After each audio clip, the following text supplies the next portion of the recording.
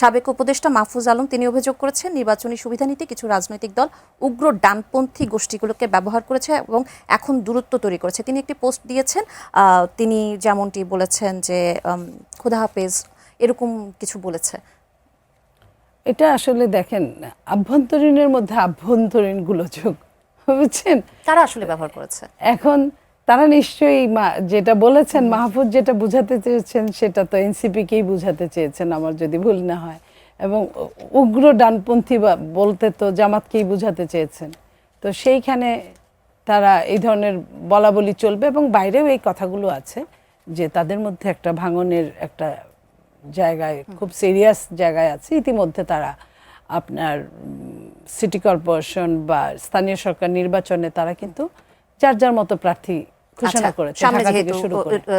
এখান থেকে আমরা আমাদের একটা মানে আলাদা দল হিসেবে এর চেয়ে বেশি কিভাবে আমরা বলবো, আমরা দেখতে থাকি।